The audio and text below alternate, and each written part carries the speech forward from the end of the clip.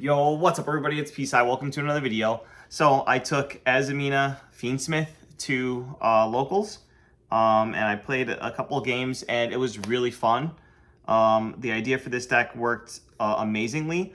I think there's a couple of changes I want to do, but before I make any changes to this, I wanted to show you guys the list. So let's get into the 40 card Azamina Fiendsmith deck profile. So the Azamina, this is 40 cards. So the Azamina engine is just Diabellstar and 3 Wanted with 2 Deception. Just because I wanted to see it more often, you could interchange it with take out one of these and then throw in a second Diabellstar. But it's nice to be able to clear monsters off your field or worthless monsters in your hand with the extra Deception. And it's not always guaranteed because you can always get impermed on this.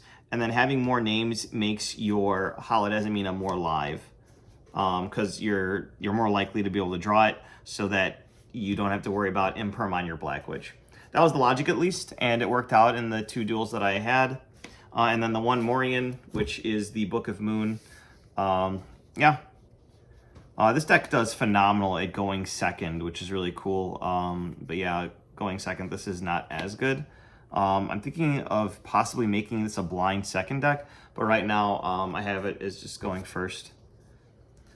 Sometimes, as you saw in the duel, I will just pass on nothing, but I have enough hand traps that I'm able to play on the crackback. And the next engine is the Fiendsmith engine, 3 Engraver, 1 Lacrima, 1 Tract, or 1 Sanct, and 1 Paradise. So yeah, this is the engine of the deck. And then besides that, it's basically all hand traps. So let's get into the hand traps. 3 Nibiru, the Primal Being. This is really nice because it puts a body on board, and then you can normal summon a different hand trap, or tribute summon for your Engraver, or go into the Diabellstar package to get your Moon of the Closed Heaven, and then you can go full Fiendsmith combo using it as the body. Another card that puts a body on board and sculpts your hand is Fantastical Dragon Phantasme. A few of the main decks are summoning Link monsters, so this is usually live. And you get to basically dig 2 cards deeper into your deck and put a body on board, so it's a win-win. Speaking of putting bodies on board, I did play a really heavy Bestial package, but no Lubellion, so I'm not considering it an engine.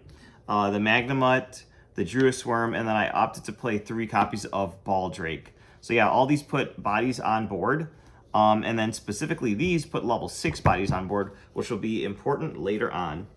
Next up, Ash Blossom and Joyous Spring and Droll and Lockbird. In testing and in duels, I find that Droll and Lockbird really conflicts with what this deck is trying to do. If you lose the die roll, you definitely want to be able to draw a bunch of cards with your hand traps and stuff. So, unfortunately, Droll kind of conflicts. I might put this in the side over one of the hand traps that I have in the side deck, but we'll get to that later. Then, next up is 3 Rescue Ace Impulse. So this is a great going second card, and then going first, you can just use it as a body for Fiendsmith combo. During your main phase, you can choose an effect monster your opponent controls with the highest attack, your choice if tied, and neither player can activate that monster's effects on the field this turn. So it's a very broken like floodgate effect. By normal summoning, you can just turn off something that your opponent has, and they have to answer this. And then its other effect is when your opponent activates a monster effect on the field. Quick effect, you contribute this card from your hand or face-up field, special summon a machine rescue ace monster from your deck. You can only use each effect once per turn. So, the main target for that, well, the only target, is Rescue Ace Fire Attacker. This is one of your bricks, but it's not even that bad. If you open it up with Rescue Ace Impulse, you can actually normal summon and then use this effect to special itself, so you have 2 bodies for Fiendsmith combo. But its other on-field effect is that you get to, if your opponent adds from deck to hand, except by drawing, you draw 2 cards and you discard a card. So it's really cool, especially if you can ditch your Diabellstar off of this, because then you can set Spell and Trap during your opponent's turn, which is really funny. But yeah, the Impulse has to summon from deck, so if you do happen to draw this and this and this, and you're going second, you can Phantasme, put this back, and then when they activate a monster effect, you can summon this from deck. Notice that this is another level 6 body. And then next up we have the Psy-Frame package. We have Gamma, 1 Delta, and 1 Driver. Notice this summons a level 6 body. And finally for hand traps, we have 3 Hop Ear Squadron. So this works in conjunction with your other level 6 hand traps because we do play a level 8 target in the form of Cyframe Lord Omega. You could dedicate a little bit more space and go into Excel Synchro Stardust Dragon. Excel Synchro will reborn your Hop Ear Squadron. Then you'll be able to tribute it off to synchro summon a Stardust Dragon, and then immediately synchro that off for a Satellite Warrior, and then Satellite Warrior will be able to pop 2 of your opponent's cards. So it actually turns any level 6 body on the field plus Hop Ear Squadron into 2 pops for sacrificing 3 extra deck slots. I opted to just sacrifice 1 extra deck slot and play the Cyframe Lord Omega because it does really go great with your Cyframe package. If you happen to draw Gamma in your opening hand, you can easily get rid of those monsters and cut a card from your opponent's hand. And it's just always good to rip a card from your opponent's hand. So a ton of hand traps. So it's really just Azamina cards, Fiendsmith cards, and then a bunch of hand traps that can special summon themselves, which gives you more bodies for you to be able to do your other effects like the Ear Fiendsmith package. So 40 in the main. I might change it a little bit. Next up is the extra deck. So the 1 Cyframe Lord Omega for you know what, the Hop Ear Squadron and all the family and friends. Next up, Murcielago and Azamina Ilia Sylvia for the Azamina package. Shout out to the Ulti. Just picked this up from Cool Tyler today at Locals. It's only $10. It's crazy. Traded a couple cards to him. But yeah, this package is just amazing. The searching ability of the Murcielago combined with the negation effect of the Azamina Ilia Sylvia. And then once you get this out, you can just keep on recurring it back turn after turn with a card that I'll get to later. You saw it in the duel against Julian, but that's later on in the extra deck.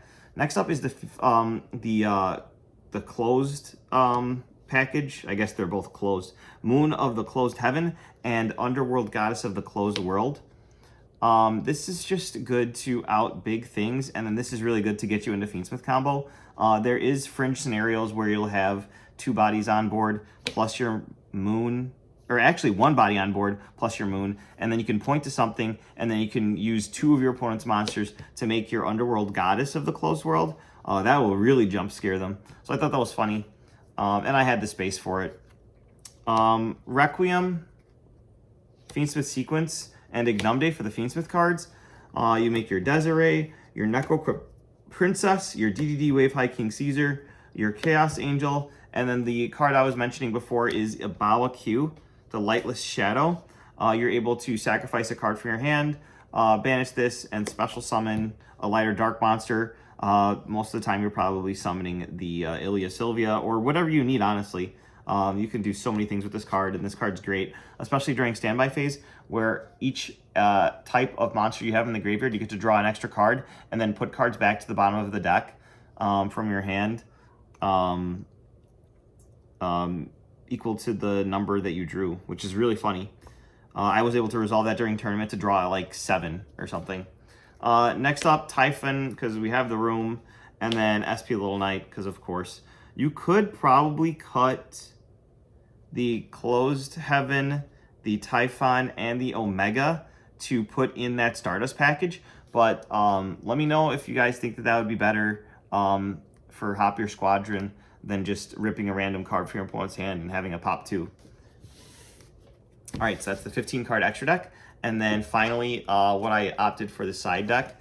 So in the theme of hand traps, you have a lot, you have like nibs, which can help clear the board, and then they don't get their nib token.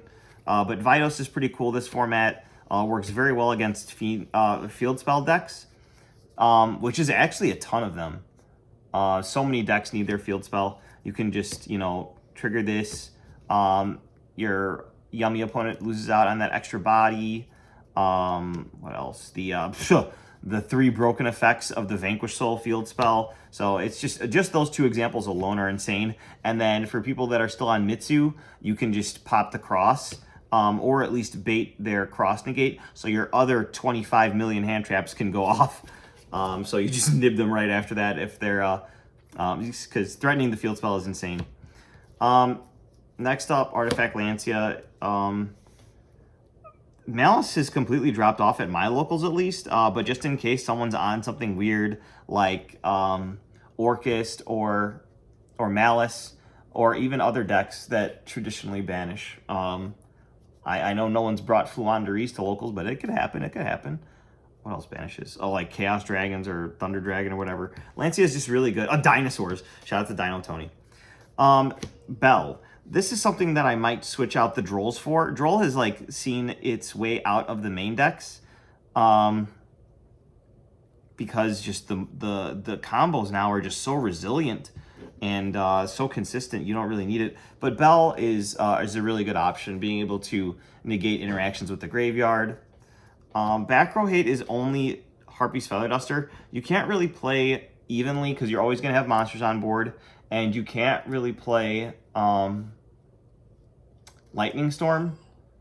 You could try to play Pankratops, but I wanted something that could clear the board. So I opted for the one Harpy's Feather Duster. If I draw it, I draw it. Spoilers alert, I'm not playing Thrust, so that's just that. Next up, Dark Hole. I was going to play Raigeki, but I realized that Dark Hole will be better in certain scenarios. Point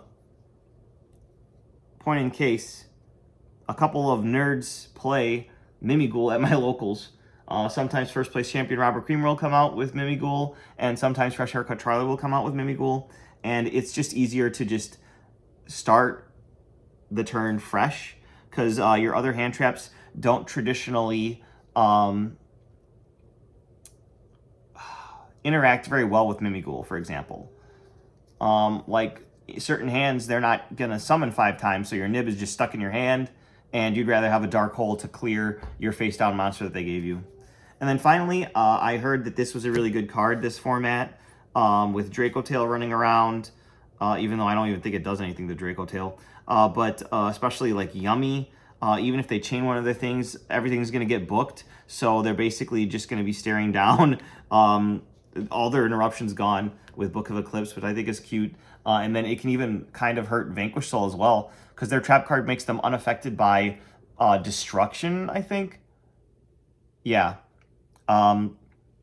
But Book of Eclipse just gets around that, and unless they have an extra Halisu in hand to special summon out, they lose a lot of their disruptions, which is really cool. So Book of Eclipse is a really good heads-up card, which is actually why I think I'm going to probably have to run back Fluanderies, because that deck is just so synergistic with Booking of Mooning stuff. And you can play Book of Eclipse in like the main deck, which I think is really funny. So yeah, that is it for this deck. I might run this back at an actual big tournament, but I just played a couple matches. You guys only got to see one match, but yeah, the idea is cool. I've tried stuff with Ear Squadron before. It's just too inconsistent. The whole reason I wanted to do that was because of the, there's like a level 4 Light Dragon, and you can special summon a Synchro Dragon monster from your graveyard on your opponent's turn, and special summon it, and then immediately Synchro Summon. So I wanted to dabble with that. So I had that video on my channel like months ago. But now I just see that the Ear Squadron can be pretty decent by itself. And I thought it was a decent hand trap because, as you saw, there's plenty of ways to get level 6 bodies on board turn 0. And worst case scenario, you just normal summon it and go full Fiendsmith combo. So yeah, that was my deck. Hopefully you guys enjoyed the video. Go ahead and subscribe for more. This is my first actual video after I did my Tempai locals journey. So I had 6 videos of that, the deck profile, and then the 5 rounds of duel. I ended up going X2 with that deck. But while I'm recording this, only 2 or 3 of the videos have gone up, and every single time one of those drops, the comment section blows up. So I'm thinking I just go back to Tempai because like it just does so well for the algorithm. And I kind of just play for fun, obviously. I'm like a locals legend. I don't even go to regionals anymore. My entire team kind of quit. But yeah, now I'm just rambling. No one's going to click on this video anyway. So I'll see you guys in the next one. Bye-bye.